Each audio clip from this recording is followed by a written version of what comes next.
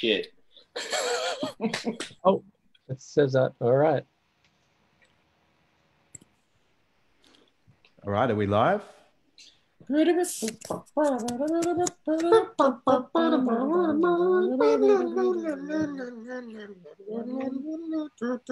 like the solo to Sweater. Yes, we're live. Okay. All right. Well, everyone can see Pete and then Joel. We can't hear any of you now. Hey. Oh, I can hear you Yeah, now. we can hear. They just say anything. Okay. Yo. Say something. I'll just say something.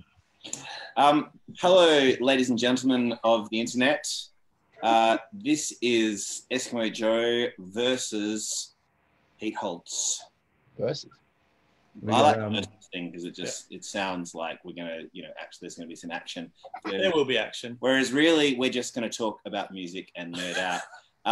Pete Holz, ladies and gentlemen, is the chap who was kind enough to mix our song "Say Something," and we're going to pick his brains about how he made, our songs sound so good, and we're going to have a beer. So Joel, of course, is coming to you live from COVID Melbourne. He's got his face mask on. Pete, whereabouts are you coming from? I'm in Alexandria, Sydney.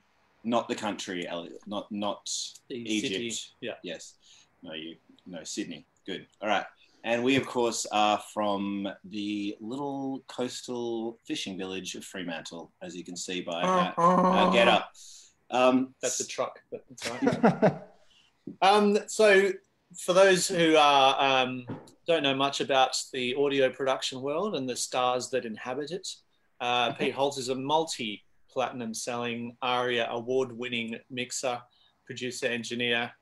He's worked with such luminary acts as Eskimo Joe. That's all you need to know. You need to know, really. Yeah. That's the best of the lot. Yeah. Top of the pyramid. But Pete, I guess to kick us off, kind of talk us through how you got into audio and like what drew you to this side of the music industry. Well, how deep should I go? Should I go life story? Where did you start? Like, what was your first big project that you kind of got your teeth into? Well, I kind of started like as an intern or an assistant at a studio in Sydney. I grew up in the country and I moved to Sydney because I thought this is where the music's going to be, or like studios are going to be, because I was always fascinated with being in a studio, because I'd watch documentaries about the Beach Boys and Beatles and stuff like that, and I'd be like, I want to be in there tweaking the stuff with the microphones and the cables and all that stuff. So moved to Sydney, started off at this little studio making rock music, like guitar, bass, drums, just whatever came in the door. And I did that for ages. But that were all just bands that were like, lots of like hobby guys just doing it on the weekends or after work and stuff like that, sort of thrashing out their songs. So I don't know if there was like a moment where I was like, oh, I've made it. I've done like a project where I can say something to people and they're like, I'm just going to say something as much as I can. Really? Something is the key word for this live. Then, maybe there was a point where someone would be like, oh, who have you worked with? And I'd say the name of a band. And they'd be like, oh, I've heard of that band. And I was like, oh, wow, okay. Now I've made it. So I don't know when that happened. Like, definitely did many projects that I probably wouldn't want anyone to hear that I worked on, but I think everyone has that kind of story, and you guys as musicians would probably have hundreds of things you wrote when you were young. Our thing is always like, when people always ask us, they're like, when did you know that you guys were like a really huge band? And I can only liken it to that thing of like, you climb to the top of one small mountain and then at the other side of that mountain is another bigger, more elusive mountain range, and then you get to the top of that one and on it goes. So yeah, I like that analogy. I actually have the exact same one, like climbing up a cliff face and you're like, oh, there I am over the top and I can kind of see where everyone is now. Yeah. And you get up there and you're like, okay, now there's more land to traverse. Obviously, apart from working on our music, what's some of your favorite projects that you've worked on? Don't say us, because that's just embarrassing. Yeah. I'll have to say you guys. I mean, it's actually like funny. I feel like I worked on one of your songs ages ago when I was studying. I didn't work on it, but you guys released like the stems of New York. Like, when was this? Like 2005 Yes. or 6 or something? Yeah, we did like a remix competition. I think. Yeah. So I remember that vividly. But so, I mean, some of the other projects that I'm like most proud of would be like the albums that I've done with Gang of Youths and some of the stuff I've done with Peking Duck. Like those, you know, they're probably like the highlight things, you know, that I'd write at the top of my spiel that have sort of had success and won awards. That was. Oh, you go. Sorry, Joel. I was just going to say that Gang of Youth stuff that you did was kind of what enticed us to reach out to you to mix this song. Yeah, us. sure. Well, I mean, I can't take all the kudos for that. I mean, a lot of that obviously was the band, but like, I mean, I spent weeks in the studio with them, more on the sort of the engineering, tracking, a little bit of production and editing and programming side. Like the mixing on that was done by one of the big heroes, Peter Cadis and Adrian Breakspear, who mixed a lot of the second record. So okay, I fooled you. I mixed it. I was thinking your like CV like kind of spans, you know, bands making rock music and then a lot of pop as well. Yeah, totally. Stuff with lots of vocal production and all that, and that's kind of why we were thinking about working with you as well, because we wanted to do something kind of a bit newer with what we were doing, but still had live instruments and microphones on things, and you know, traditional in that sense, but a bit more production going on. Yeah. So I think your CV was perfect for that, like the stuff that you've worked on. Yeah, I kind of fell into that by like, I started with the rock bands, you know, guitar, bass, drums, and then I sort of fell into like pop, like full electronic pop, especially vocal world. Like I fell into that maybe 2014. Was that when you started as the in-house at Sony? Yeah, it was basically by doing that, I was kind of thrown into the deep end of being like, okay, here are pop vocal songs where you're going to have, you know, 80, 100 plus tracks of vocals. Really? Make that work. So it's completely different to rock music where it's like basically like if the band sounds good, it's good. You don't really have to do much. What's the most number of layered lead vocals you've had on one song? Ones that you would hear all at the same time. Maybe it's something like, I do remember some of those Peking Duck songs have, you know, 30 plus tracks where they're all in unison to kind of create what sounds like an effect of. Wow. It sounds like an effect, but it's actually just many stacks, very finely. I can kind of picture in my head how a Gang of Youths record would be recorded. How is it different recording Peking Duck because it's so electronic based? So they like come in with all of the stuff, or is it like tracked traditionally in a studio? How does it work with Peking Duck? A lot of their productions, I mean, I don't have a really deep insight into how they put the music together, but a lot of it is Adam and Ruben putting it together, and they work pretty closely with some other producers. I don't know if there's much live stuff. There's definitely a song. The dude with the moustache, did he take his shirt off at any point in time during the recording session? Usually not wearing a shirt ever. I don't think I've ever seen him. Yeah, I would be devastated if it was any other way. I think he's actually had his body screen printed onto all of his shirts, just in case he has to wear a shirt. It still looks like he's not wearing one. I don't want him to wear one. It looks so good. So much vibe in the studio. For those of you just joining us, we're having a bit of a nerd out today, talking with audio engineer Pete Holz, who was the mastermind behind mixing our latest single, Say Something.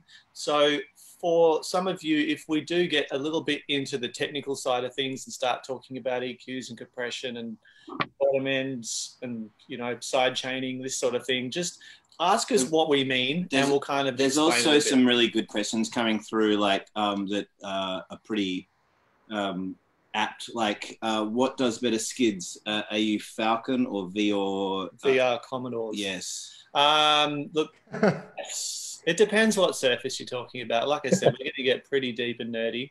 So if you're talking gravel, AU Falcon for sure. But if you're on the gravel, yeah, it depends. Commodores every day, mate. If you've got Pro Tools, it makes a big difference as well, obviously. We got some other questions coming. Sailor nerd out. Okay, yes, we do look like sailors, and we are nerding out. All right, here we go. All right, let's just save all of these because these are all for us. Oh, okay, cool. We'll keep talking to Pete. We're gonna talk to Pete for a little bit longer about audio in general and our song. So let's move on to the song itself. So when we flick this song through to you, where do you start with something like this? With a song like this, do you start from the same place every time, no matter what the song is, or do you have a different methodology for different types of music? I'd like to say that there is a different methodology, but it always usually comes down to getting like the core of the song right, as if you're, making a building, like get the foundation right and build up from that. Is the foundation the bass? Kick drum? It's usually the bass and drums. Like I'd say in like 90% of like sort of popular Western music, it's going to be that. It's a bit of a cliche. Lots of people say that. I mean, lots of people will also say that they'll find what the most sort of compelling thing in the song is. That's usually going to be the lead vocal. Say something, it might have been like the lead vocal and the piano. Mm-hmm. So maybe it's about getting them to work. But listening to like the version that you guys sent me, like before it was mixed, it's like I could I'll listen to that and be like, okay, I can hear where it is and like where I think I can take it. Yeah. So I've already got a bit of an idea about how I want to do that. And at one point, do you kind of pick the biggest part of the song and try and max that out and then bring everything in line with that? Yeah, to be honest, I'd usually start with that. I'd get all my sort of setup done and be like, let's go to the, whatever the final chorus and just get that feeling as good as possible and then work backwards from there. Yeah, cool. That's a good technique. Yeah, the one thing that was really cool about having you mix the song is you did things that were much more radical with sounds that we normally wouldn't do because we're just thinking about, everything being in its place. But it came back and I remember hearing that the keyboard / guitar riff and the down, and it was so much more bold and in your face than what we would have normally have done because we were so close to the song. Yeah, I'll always try and find like whatever the little elements are and be like, just highlight them and be like, bring them up and like push them. You got to do that in a good way. Otherwise it can sound bad. But that was one of the things I heard when I listened to it. I was like, it just feels like that could have a lot more impact. Yeah. So maybe I would like highlight that. That's on my list of things to go for. Like, so I just thought I'd jump in for a second and just for anyone who's just joining us right now, we're chatting to Pete Holz, who is the guy who mixed our song Say Something. And for people who don't know what a mixer is, generally what happens is a band writes and records a song and then they give all of those raw tracks to a mixer and the mixer puts them in their place, makes, gets the levels right, gets the EQs right, and makes it sound magical.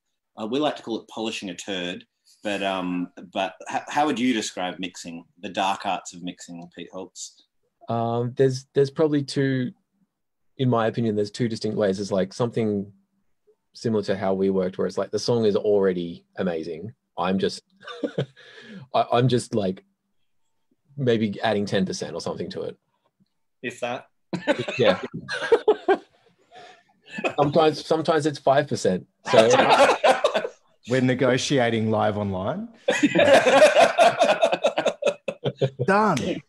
And what's the other one? Sorry. The other one is where the song will not sound good unless it's completely mixed, like from scratch. So a lot of songs I can listen to like the rough, or sometimes there is no rough mix at all. It's just a collection of files. Yeah, lots of the time I'll get sent. You don't get a rough sometimes? Sometimes. You just get a session. Just get a session or just a folder full of randomly named. Wow. In that instance, you'd be doing a lot of like production, really. Like choose your own adventure. Choosing what to highlight and what not to highlight. Pulling Some rough mix. You're just basically calling all the shots. Yeah, I mean, there's sometimes I'll get a rough mix where I can hear that it's like they haven't tried to make it sound like they want to sound. They sort of know that someone else is going to take it, and so I can hear maybe like a lazy rough where it's like it's washy and it's overdone, and so in that I can listen to the rough and be like immediately like basically in hours how long it's going to take me to do something. So it might be like I'll listen to a rough mix and be like, that's going to take me 2 days to make that sound good. And in that instance, do you have a couple of tricks? Do you actually go to length to make things sound better, like reamping, or even adding samples to drums here and there? Is there a few things that you can add in, or is it do you just work with raw audio? Pretty commonly, I'd say even 9 times out of 10, it's usually just the kick drum or whatever kick drum thing it is, and the bass guitar or bass synth. If they're not right, it's just not going to work. So very commonly, I'll actually put my own kick drums in and even redo bass parts or replay it on a synth. Controversial. Wow. And then do you tell the artist? No, never. Do you call the bass player and say, I'm sorry, but you're fired from this recording? No, Can I jump in with a question? Sorry, that someone's Tanya Carroll has asked Pete, do you work on the gut instinct, and do you think you've gone against that and gotten it wrong, or do you work with a formula that generally works?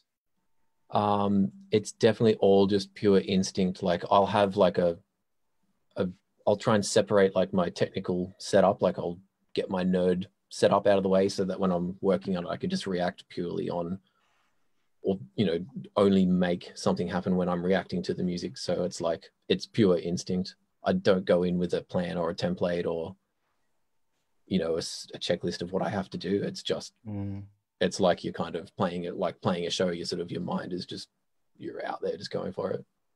Can we be honest now? Just like completely honest. You do have a plugin that you can just put a song through, hit mix, done, right? There is one plugin actually like that. I've actually got my Pro Tools system open right now, so I'm looking at it. Yeah, I've got 2 plugins that you can put over the top of a mix, and it's like instantly makes it sound better. What are they called? The Chris Lord Algae plugins for a while. They had like one for drums, one for vocals, and they were just ridiculous. Like the amount of stuff going on in the background. You'd push one fader up, you're like, I'm a genius. Yeah. Whereas realistically, whoever programmed it knew exactly what to do, and they've just made 10 things happen on one fader. Yeah, I love plugins like that. I used to resent them a little bit. Be like, no, you have to do it the traditional way and have your own setup. But the less controls you've got, the better, because it just makes you listen more, I think. And probably gives you more time to be creative with the mix, like do whack stuff if you're not in there doing the nuts and bolts of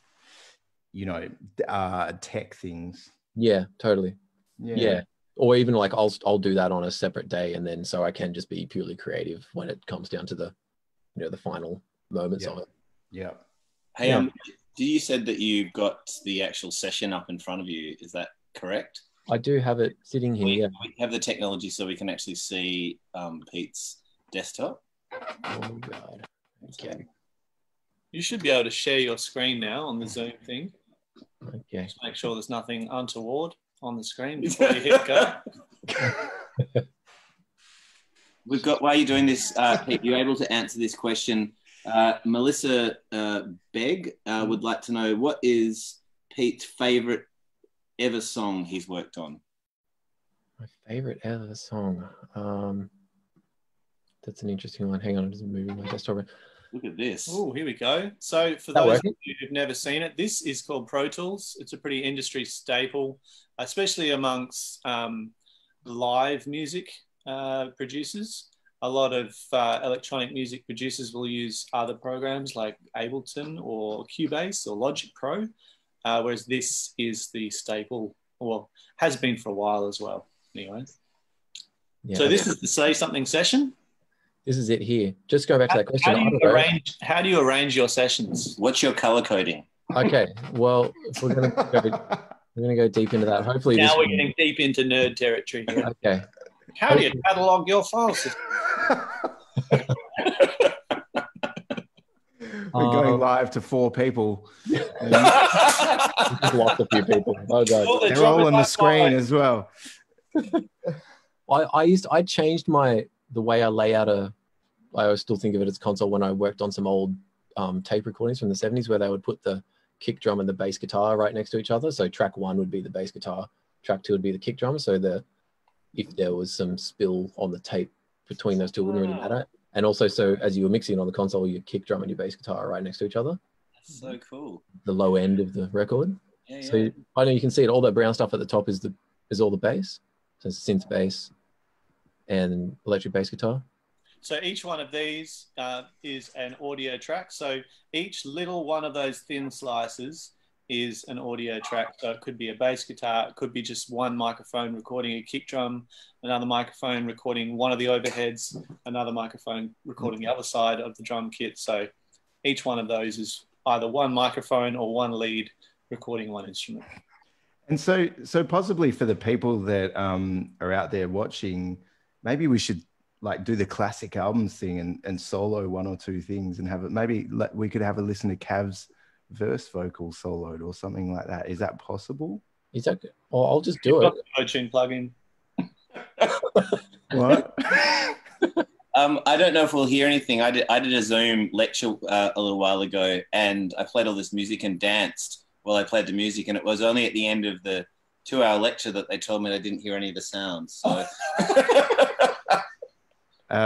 Pete, can you leave those files looking larger so I can see what plugins you've got on there? Yeah, sure. There you go. Look at that. So many there. I actually don't have my UAD system with me. So you start with a de-esser. Yeah, there's a de-esser there at the start. But these bright pink ones feed into that other one. The de-esser takes all the sibilance out of a vocal track. Sing a song of sixpence. Yeah. Basically take Yeah. the de-esser. Yeah. Absolutely. And the T's. Which is important for a song like Say Something. Every time we say something, everyone's got a skull. I mean, all right, should we hit play? let me just see if it works. I'll just test it out on like this piano here. Oh, I can hear it. Sound? Yeah. Amazing. Quiet. I think it might just be coming through your microphone. Yeah, it's coming through the microphone. That's okay though. Yeah, cool. Well, I mean, that's probably the main element of the song. That I don't know how you guys wrote it, but was that piano part sort of what started it, or?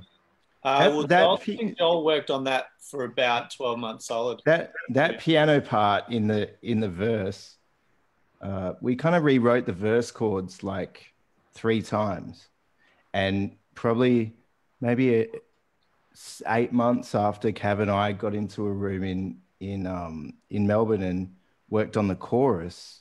Then we were at Cav's house preparing for this Black Fingernails Red Wine show where we were playing that whole album in Perth, and we were mucking around with the verse and it never quite felt right. And then we were playing around with that, and then I think I hit on that chord progression, and that made it a lot more minor because the chorus is very major. Like there's all major chords, major sevenths, which are really kind of bright, colorful sounding chords. So we needed like something to counterweight that with some darkness. And I guess that that progression came up, which was a little bit more somber. Yeah. It's moody. I like it.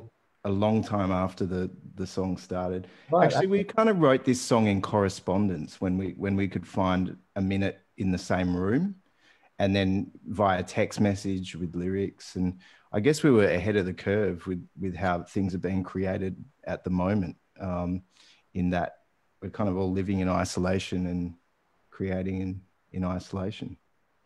I do remember the moment that we got the first verse though. Like I was playing some weird function and in Melbourne, and I went to the pub and had a beer, and I was like, oh yeah, cool. And I kind of was sitting on my notes and came up with this kind of amalgamation of all these different ideas we've been playing with, and then sent it to Joel, and Joel was like, all right, we've got the first verse, and that was 8 months in or something.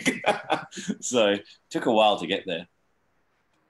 Well, it worked out well. It's so good. Yeah. Have you got anything else you can solo for us? And well, I love so I guess when I first ever heard the song, I was actually, I can't remember where I was, but I think Joel, you sent me a rough mix, and I actually just listened to it on my phone, like this, in the bathroom while my family was asleep, and I was just like, oh no, okay, cool, yeah, because I just wanted to hear it straight away before I went to the studio, and I was like, I could even then I was like, oh, that chorus just goes bang and punches in. And then you sent me everything, and you had these tracks called the Brian May guitar. Yeah, Guitar Minis.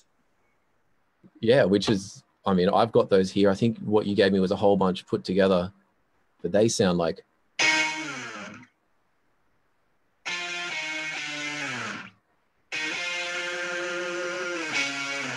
just really cool. And you've got like the going off those. It even sounds like Brian May. It, like even the sound coming through the computer right now. It's so tempting to do some hammer-ons there. Nice. That was this plugin called the Filter Freak that you can just flick through that you'd know well, Pete. And when we recorded the guitar when Stu played it, it kind of sounded like a guitar, like a nice sounding guitar. And then it was like, oh, let's fuck this up. And so we put it through that Filter Freak plugin and just flick until we could find the most offensive sound that we could find, basically. Actually, Jolsey, a comment from my mum when she first heard the song on the radio, she called me and she said, I love the new song. It sounds great. And I'm like, awesome. Thanks, Mum. She's like, one thing though, I don't like that synth that comes in. And I'm like, that's my favorite bit, Mum. Yes, you're winning. You don't want your mum to love the music, Yeah. You want it's them to all over when that happens. Yeah, exactly. Oh, here it is. That's the one. That's the Filter Freak plugin. Drum Cruncher. Yeah. That's your guy. Of course. I did guitar. I had that when you sent it to me, I listened to it without that. I was like, no, it's like 100% has to be exactly that. And I think I just well, we did a performance the other day on this show called The Sound, and the guys played live in Perth, and then I got sent the audio to mix that in Melbourne. And Stu was playing a guitar through an amp, and it sounded good, like a guitar through an amp, and just reached for that plug-in straight away. That's it. I actually texted Joel and said, where's the guitar? I can't hear the guitar at all. He's like, mate, it's in there. I just put the plug-in on. I'm like, genius. Yeah. Brutal. Yeah, nice. Well, I'm going to use that on every guitar. Yeah. Going forward now, like this is how it works. You pass the knowledge on, Pete. Yeah. Perhaps one other thing we could hear before we move on, like those there's a stack of harmonies in the chorus in the tag. You've got it labeled tag, I think. T1. Where Stu was channeling Matt Bellamy via Queen and ELO. Is that these ones? Say something. No, Yeah. So there's a million, I think. If I get all of those together. Say something. Say something. Say something. Those guys. And the ones above that as well. Oh, yeah. We've got a whole bunch up here. Say something. Say something. Say something. So it's say something, say something. The only thing to fear is silence. Yeah, cool. I want to hear a remix of this where just octave on there. Just that vocal with like some trap beats under it. It's great. It's like an army of angry robot stews. So like my dreams. It's frightening. Interesting. Oh, so that's you singing, Stu, those ones. Well, the bottom couple are Cav and the top one's right. Okay, cool. Nice. Some of them are actually from the demo that we made in Melbourne in my apartment when we first came up with that chorus, I think. The pitch shifted stuff. Yeah, okay. Which sounds completely robotic. Yeah. Which is something that Eskimo Joe hasn't done before, but it was fun delving into when you hear something like that soloed, you're like, what the hell? Why would you put that in the song? But when you hear it in the context of the whole song, mixed in at a level that doesn't jump out, it just adds a texture, almost like a quality to the vocal. It doesn't actually stand out as I can hear a weird robot Cav in there. Sorry, I just got distracted by a comment from Justin O'Connor saying Lab looks like Jim Kerr from the 90s.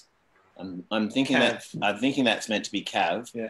And I guess maybe Jim Kerr was a sailor, like a kind of rockabilly sailor in the 90s. Right. Well, here's one for you, Pete. Pete, have you ever heard a rough mix and thought, nope, not interested?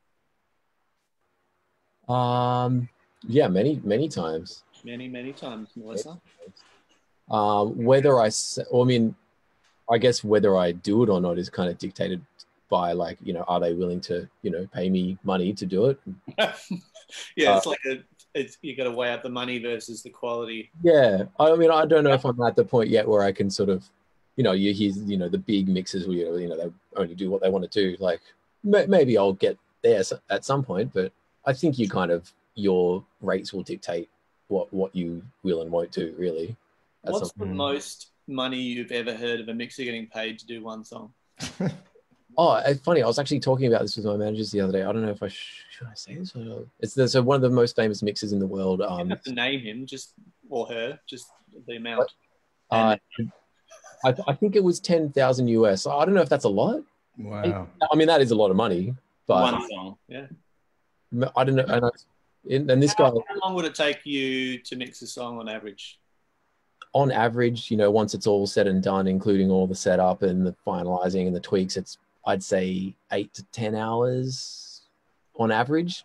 Some good days work. Might 1,000 US an hour. That's pretty decent. Yeah, absolutely. It's an important job. Like with this track, which was self-produced, we got it to a point where, you know, you're very close to it. We'd worked on it for a year and a half. That to hand it off to someone like Pete, who took it to the next level, is what a song needs at that point, especially if you've spent so much time with the song. You've kind of lost perspective. You've got a good idea of what it is, but then handing it off to Pete, who's, you know, such an empathetic mixer as far as musically, not just a mix engineer, but brings out musical parts and stuff like that, you know, really helped the song.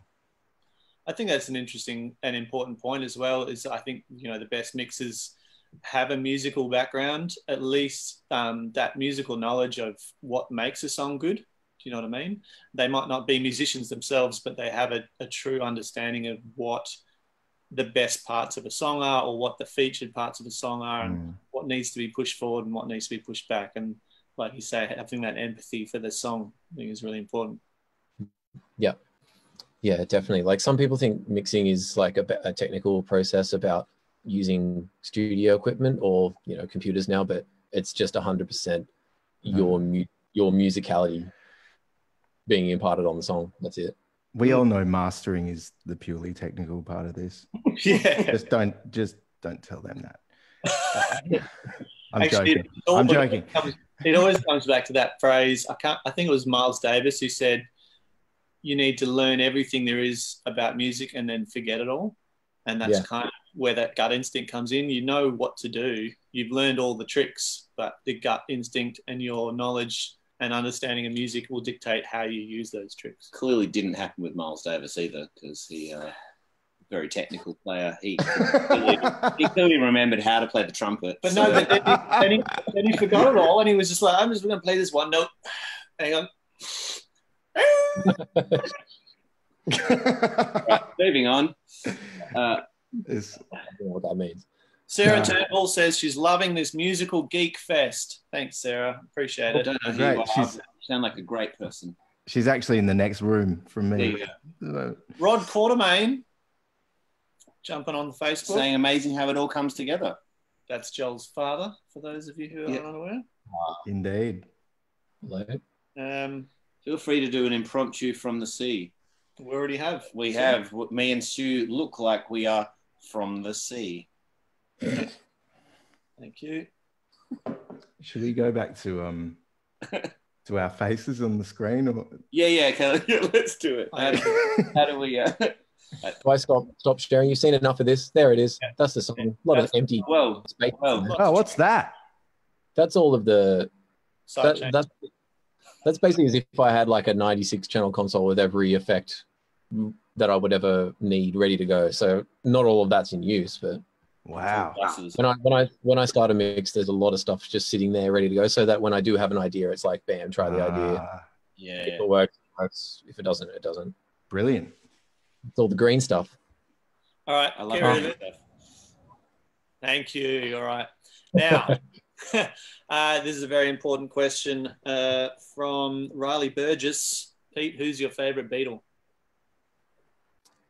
George. Good call. Yeah? Yeah.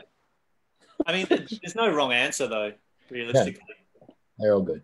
Except Yeah. for no, they're No, there's literally no wrong answer. You say Ringo, you just happen to like a really I would cool have thought drummer. I would have thought you said Jeff Emerick, but you know. yeah. Is it George? Does he sing "You're Gonna Lose That Girl"? He sings that. No, that's John. funny. I think that's John. Oh. I think John McCartney. Freeway. Yeah. John McCartney. Yeah. Amazing talent. Okay, let's get into some questions. Tanya Carroll says, Pete, do you work on more than one song at a time? Yeah, all the time. Like, not obviously at the same time, but one in the left speaker and one in the right. And that's economy. Yeah, with like a little piece of cardboard taped to my face. So. Amazing. I love it. Yeah. I don't know. I reckon there's probably about, at any given point, like 10 to 15 projects happening at the same time. Yeah, wow. Which can sort of be a bit of a thing in your mind. And it's fun. When we were working on this song, actually, was at the height of the initial lockdown. And I had just, my second child was just born like a month earlier. So the whole schedule of everything got blown out. So I did a lot of the work on Say Something at like 2 or 3 in the morning. It was, you know, after the day had finished, I'd sort of get in the car and drive through the dead city over to the studio and work on the song. I think I worked on it over 3 separate nights, actually. But at that point, so this song was like in kind of infused in your baby new person in your life world. Yeah, there were 2 things that I had cherished born at that time. This song and mainly the song. Yeah. Well, you know both of them. Yeah, cheers. Yeah, but yeah, I mean, I think probably every producer these days or mixer or whoever probably has many, many projects on the boil at the same time. I'm sure you're the same, Joel. You probably got, you know, hundreds of things, you know, and they come back, you know, 6 months later, you're like, oh, I forgot about that. But then now they want this done. Okay, I'll do that. Yeah. That's the nature of the industry now, yeah. Totally, especially now when it's a singles-driven sort of culture. You know, it's kind of rare to sit down and start making a record with an artist. There's so many singles going on. So, yeah, you know, you got so many things on the boil. And with a mixer, specialized mixer, I'd say to be even more so. Well, yeah, and check this out. We've got people on the Facebook Live asking other people on the Facebook Live questions because we're not answering them. So they're just talking to each other now. That is like enough about us. Yeah. Which our manager, Kath, told us not to do. He said, answer some questions. All right, let's answer another question then. Melissa Begg, Pete, what's your favourite song you've ever worked on? Yeah, I was just thinking about that. Favorite song I've ever worked on. Oh man, is it got to be like a song with my dad or something like that? Like maybe like just because it was fun, or a song that's been released. I'm looking at my Spotify right now. I don't know. I hate this question. What's your favorite song? What's your least favorite song? Well, I don't know. It'd just be what would it be? There's been some painful ones. You could probably have it in your head and just go, I don't want to say that though. Yeah. There's a few that come to mind, but you know, I mean, at the end of the day, I'm like, that person will still had the love of music in their heart. So I'm happy to be there, but you know, because I always feel grateful to be in the studio working on stuff. And there's sometimes where I'm just like, I would rather be, you know, working in a supermarket than working on this music, just, you know, from a taste perspective. But It's a very good question from Helene Inwood. Pete, do you ever listen to the music that you mix in the same way as a fan would listen repeatedly, or do you never listen to it again in the same way as the band doesn't listen to their albums again? Ooh. Good question. I think if I really, really love, I can tell if I really like a song when I go and listen to it at home after I finish working on it. And there's some songs where I finish working on them, like I don't want to ever hear that again. Not because I hate it or anything. I'm just like, I've had my experience with that song. I don't need to have it again. Pete, how many stereos or systems do you check your mixes on? Good question. Well, I have 3 sets of speakers at the studio, Mm. and then there's the car, and then there's my little Bluetooth speaker at home. At home, I don't even have a proper playback system. I just got a little UE boom. Perfect. So I think there's 5. Yeah. But it's not uncommon that I'll do all the work on one set of speakers and actually never listen to it on anything else. For everyone out there, the classic test is the car test. Yeah. When you put a mix on in the car and go for a drive, it's like the song becomes real. It's like you're almost hearing it like it's on the radio or something like that, and you're in the real world. Whereas if you're sitting in a room by yourself mixing a song, you don't have that outside perspective. But when you're driving around in a car, you see people, you're suddenly in the public, things become obvious with what's wrong and right with a mix. And maybe that's the fun part of testing a mix, is taking it for the car test. Mm. How Definitely. about the phone test? Do you guys ever listen to a mix on a phone?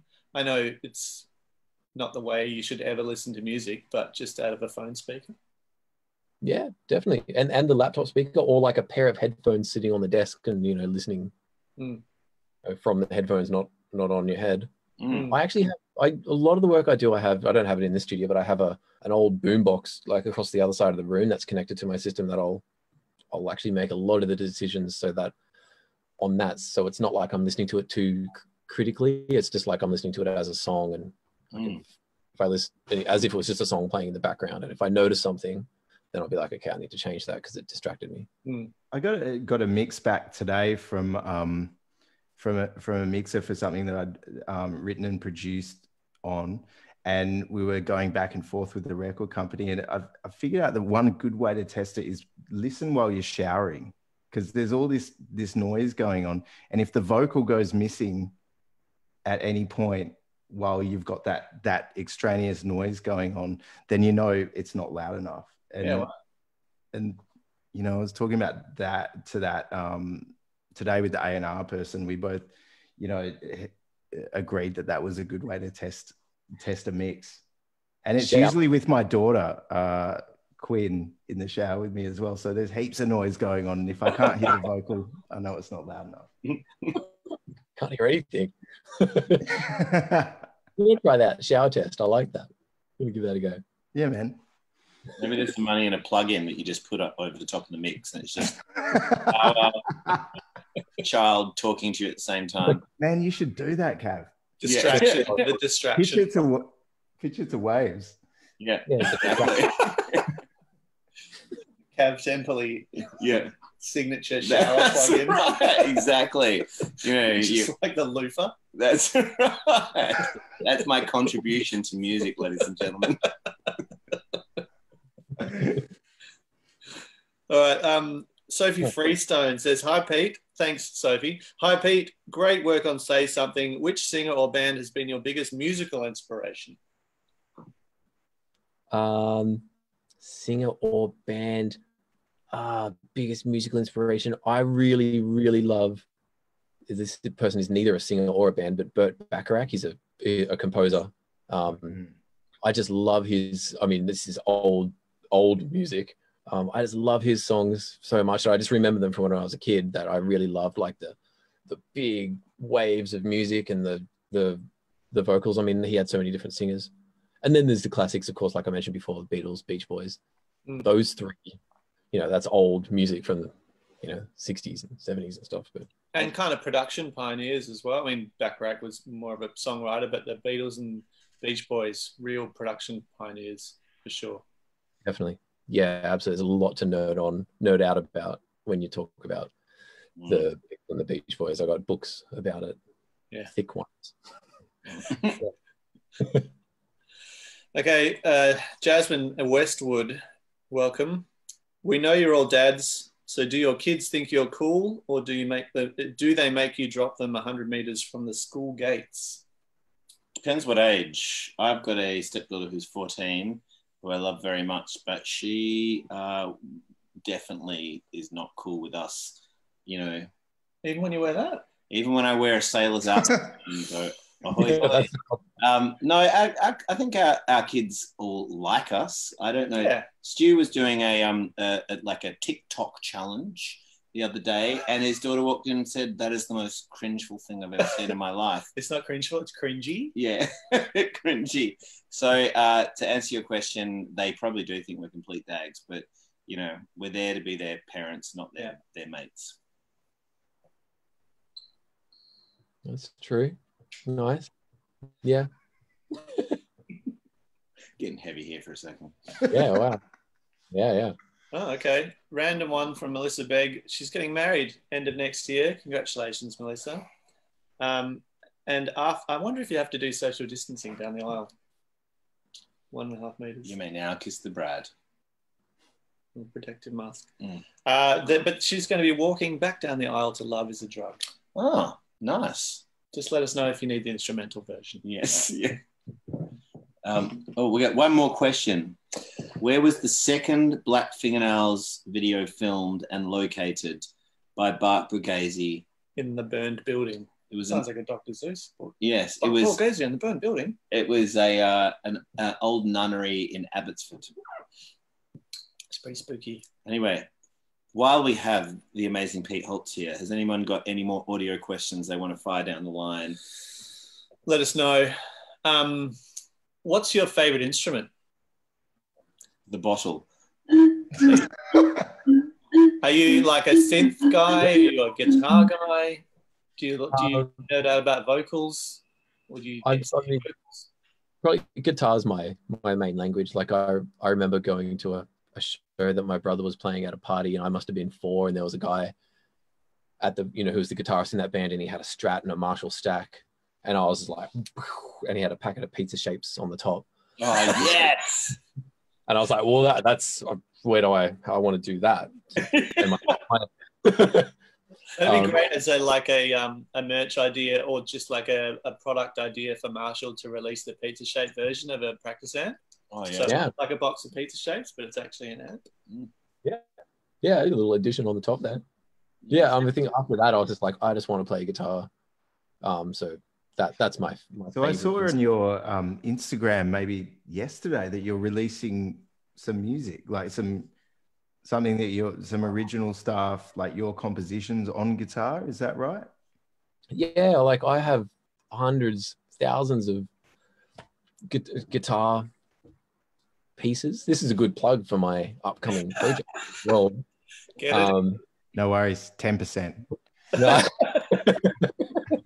When it comes out, we should live stream again, and I'll play some to all of your fans. And that's great.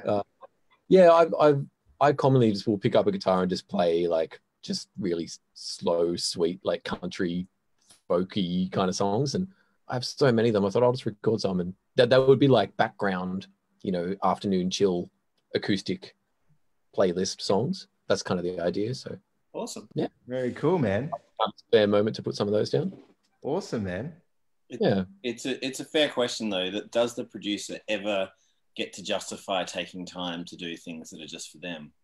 Oh, this took me, I reckon, 10 years to get around to. I was like, I definitely want to do this. And I was looking back at some of my voice notes about, that's that guitar part I wanted to. And I was like, that was 2009 that I recorded that voice note with the idea of like, when I get a spare moment, I'll just quickly throw up a mic and chuck that down. So finally. It's amazing, like the technology, how it progresses. Back in the day, you'd have to walk around with a portable tape deck if you wanted to capture all your memories. Whereas now, every muso I know has all their voice notes are just random. They've got car noise in the background, tick, tick, tick of the indicator while they're singing into their phone or something, In pop music, a lot of people are using voice memos to make, recordings like, acoustic guitar recordings or something like that to pop into a pop song as a loop. Is a big thing at the moment. And I think at the moment, writing with a lot of people remotely, if they don't have a Pro Tools or whatever set up, you're writing with them and then you send them a track and you get the artist to sing into their voice memo and then pop that into the Pro Tools session. And that's the demo, them singing into their phone. So I think there's going to be a bunch of music over the next, 6 to 8 months, whatever it is, where you're going to be hearing stuff recorded on phones. and it's going to that was done really well in parts on that Sufjan Stevens record, the Carrie and Lowell. Oh yeah, heard that, but that album kills me. I absolutely love it. There's also that track on the Lux Primo record. Yeah, it's like a really soft one at the end. Oh yeah. That sounds like it's fully recorded on a phone or a laptop. It probably would have been. What's his name? Danger Mouse recording that one. And final question before we get into our home run of just saying hello to the fans and all the rest of it. Pete Holz, if you were going to pick a producer to produce your record, who would that be? Greg Wells. Greg Wells. Oh, As in, like, who did the Sydney producer? Greg Vines, early stuff. Is that? you're thinking of Greg Wales. Oh, okay, different guys. Okay, so Greg Wells. He's a Canadian guy. He's probably done many records that everyone would love and know, but he's sort of one of my idols because he's such an accomplished musician, but his like nerd studio stuff is amazing as well. And I've never met him, but he seems like such a lovely, humble guy and such a virtuoso on like many instruments. So what records has he done that people would know? He did Life in Technicolor by Mika, which was a huge one. That was a long time ago, but he's done like lots of pop music as well, like Katy Perry and stuff like that. Right. Adele. He's worked with like the artist, but I just love his sense of musicality on lots of his like lesser known stuff. I think. Beautiful. Seems like a fun guy to hang out with. Sorry. It just seems like a nice guy. That's probably main. Well, I think if you're going to make a record with someone, I think that's definitely something you want to keep into account. I hear horror stories of friends who've made huge records and the producer was absolutely hideous to work with, but yet they've got these amazing mega hits, and you always have to question is like the method worth, what you get, and you think of, people like old mate who ended up in jail with the crazy hair. Wall of Sound. What's his name again? Phil Spector. Phil Spector, with the gun, pulling guns on people in the studio and stuff. It's like, does the method outweigh? That's probably where the line's drawn. I think. I think so. But if Greg Wells isn't available, it'd probably be Joel Quartermain, I reckon. Oh, there you go. Miller. I put my hat in that ring every day, buddy. As long as there's a bottle solo on the record. Every song, right? A little comment from Alex Mather. He said, Greg Wells is a beast. One Republic live mix session is the best to watch. There you go. Okay. That's right. Oh, that's probably the biggest song he ever worked on, yeah. Oh, okay, there you go. Yeah. David Pemberton, will we see a new album soon? Last one was a beauty. Thank you, David. Well, we love the fact that we got to do this song, and we hope that we can produce some more music that our good friend here, Pete Holtz, can mix for us.